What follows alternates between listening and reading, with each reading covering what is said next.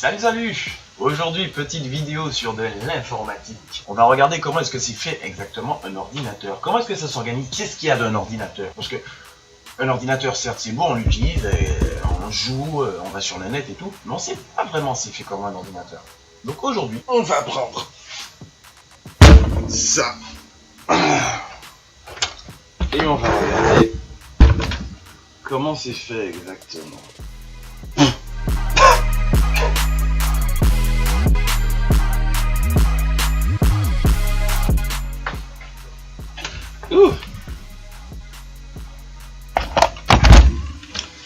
Donc un ordinateur, c'est composé de quoi? Une carte mère, un processeur, un disque dur, des barrettes de RAM et une carte graphique. Avec ces 5 éléments-là, on a un ordinateur déjà. Bien sûr, il faut une alimentation pour alimenter tout ça. On va dire carte mère, processeur, barrette de RAM, disque dur, alimentation, carte graphique. 6 éléments, un ordinateur. Alors, carte mère. Un peu vieille celle-là. Une carte mère, ça sert à quoi en fait? Une carte mère, c'est la colonne vertébrale, c'est tout le système nerveux de l'ordinateur. Si on n'a pas de carte mère, on peut acheter tous les composants qu'on veut, ça fonctionnera jamais. La carte mère, c'est ce qui permet à l'ordinateur de fonctionner, c'est ce qui relie tous les éléments entre eux. C'est le système nerveux, central, périphérique, tout ce qu'on veut de l'ordinateur. C'est lui qui permet de tout connecter, que ça soit, on va dire ça comme ça, cerveau, les yeux, la bouche, le nez, la langue, tout ce qu'on veut. Si on n'a pas de carte mère, ça fonctionnera jamais. Qui dit système nerveux, dit cerveau. Le cerveau de l'ordinateur, c'est ça, un microprocesseur. Le microprocesseur, c'est ce petit bitonio avec plein de petites lamelles là-dessus. Oh, c'est magnifique, ça ressemble à de l'or, hein. Oh, c'est de toute beauté tout ça. C'est de toute beauté. Le microprocesseur, en fait, c'est le cerveau de l'ordinateur. C'est ce qui permet à l'ordinateur de fonctionner. C'est lui qui fera tous les calculs, tous les traitements de tâches de l'ordinateur. C'est lui qui pourra lire les fichiers, les musiques, les audios, tout ce qu'on veut. S'il n'y a pas de processeur d'un ordinateur, certes on peut avoir le système nerveux, mais sans cerveau, sans traitement, sans rien, ça sert à rien. Le microprocesseur, c'est l'une des deuxièmes choses la plus importante d'un ordinateur après une carte mère. Le processeur, c'est lui qui régit tout. C'est très sensible. Normalement, je ne devrais pas toucher un microprocesseur comme ça. C'est très fragile et très important, un microprocesseur pour un ordinateur. C'est l'un des choix le plus réfléchi de l'ordinateur selon ce que l'on veut faire avec. Il faut énormément réfléchir sur ça. Ensuite, on va comparer ça aux yeux de l'ordinateur. Ce petit bitonio, c'est une carte graphique. Tout ce que l'ordinateur te permet de faire et d'afficher sur ton écran, toutes les petites couleurs que tu vois, les petits carrés, tout ce qui s'affiche sur l'ordinateur, c'est grâce à une carte graphique. Donc si sur ton ordi, tu n'as pas de carte graphique, tu verras rien. Il s'allumera, il sera branché à un écran, mais tu verras rien. Parce que c'est ça qui permet que toutes les petites suites de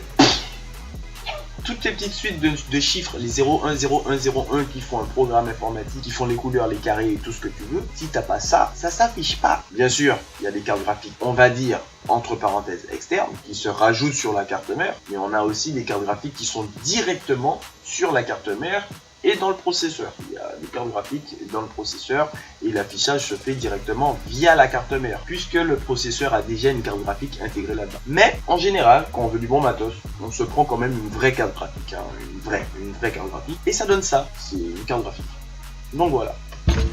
Ensuite, le disque dur d'un ordinateur. Le disque dur, je pense que tout le monde sait aujourd'hui c'est quoi un disque dur. Un disque dur, ça permet de stocker des données. C'est grâce à un disque dur qu'on a tout ce qu'on a sur l'ordinateur. Logiciel, musique, images, vidéo, jeux vidéo, tout ce qu'on a sur l'ordinateur est stocké là-dedans. C'est grâce à un disque dur, c'est un disque dur. C'est un disque dur. Je sais pas quoi dire de plus. En comparaison, en fait, On pourrait dire que l'ordinateur il a un cerveau qui est le microprocesseur, mais en fait il a quand même un cerveau en plusieurs parties parce que ce cerveau-là il faut qu'il calcule les choses, mais lui il faut qu'il stocke en fait. Ce serait plus simple comme ça. Voilà. On va dire que c'est sa mémoire. On va dire que c'est la mémoire, tout ce qu'il apprend, tout ce qu'il enregistre, qu'il emmagasine, ça va là-dedans. Et en fait, le disque dur, il n'y a pas grand-chose à dire là-dessus. Ça permet de tout stocker. Si on n'a pas de disque dur d'un ordinateur, on aurait besoin d'avoir les autres éléments. On ne pourrait rien stocker, donc on ne pourrait pas vraiment avoir d'ordinateur puisqu'il n'aurait pas démarré. Il n'y a pas de mémoire, il n'y a pas de logiciel, il n'y a rien. Le disque dur permet de tout stocker sur l'ordi. Troisième partie du cerveau de l'ordinateur. Les barrettes mémoire, ou RAM, ou mémoire vive. La barrette mémoire, ça se passe comment en fait? Le processeur, il va lire tout ce qui est sur le disque dur. Mais les barrettes mémoire, en fait, elles vont lui permettre d'emmagasiner des données. En fait, ce qui se passe, c'est que le processeur va passer par les barrettes mémoire pour lire ce qu'il y a sur le disque dur. Plus il y a de capacité sur la barrette mémoire, plus ce sera simple pour le processeur de lire ce qu'il y a sur le disque dur. Seulement si on est limité, c'est comme vouloir faire passer du gravier dans un entonnoir. Ça va être compliqué d'accéder au disque dur. Par contre, plus on a de la mémoire, plus on peut emmagasiner le nombre de données. À ce moment, ce serait comme faire passer de l'eau dans un entonnoir. Ça sert à ça, les barrettes mémoire. On va dire que c'est la bande passante, c'est le flux, c'est tout con. Ensuite, alimentation. Une alimentation, je sais pas comment vous expliquer. C'est plutôt compliqué à expliquer. L'alimentation, c'est ce qui permet d'alimenter l'ordinateur. Nous verrons les applaudissements plus tard, il ne faut pas se disperser. En fait, c'est ce qui permet de donner du courant à l'ordi, quoi. Si on n'a pas ça, c'est un gros transfo. Ça prend du 220 volts, 230 volts, ça le pompe, ça le transforme en 12 volts et ça le donne à l'ordi. C'est tout simple. Donc, je crois qu'on peut... Bon, il y a un tas de câbles, hein. Il y a des câbles en pagaille. Mais ça sert à ça, c'est tout. Donc, un ordinateur, c'est pas quelque chose qui est très compliqué. Carte mère, microprocesseur, barrette mémoire, disque dur, carte graphique et l'alimentation. On a un ordinateur. Bien sûr, il faut un boîtier aussi, mais ça... On peut monter tout ça aussi sur une table et le faire fonctionner, ça fonctionnera. Mais c'est mieux de le mettre dans une petite caisse, dans une petite boîte. Première petite vidéo sur l'informatique, c'était juste pour expliquer comment est-ce que c'est fait un ordinateur. C'est pas une vidéo qui est longue, ça casse pas 3 pattes à un canard, c'est pas le must non plus, mais j'ai essayé de faire de manière le plus simple, sachant que je n'ai pas de texte, ce que je fais c'est à l'improvisation.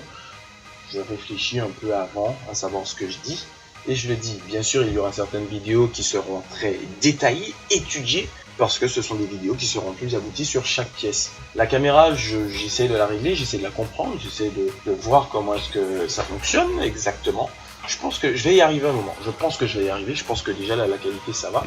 Maintenant, si tu as bien aimé la vidéo, je t'invite à lâcher un pouce bleu. Tu peux aussi cliquer pour t'abonner sur le petit logo juste en bas. Tu lâches des commentaires, et je te dis à la prochaine pour la prochaine vidéo. Ciao!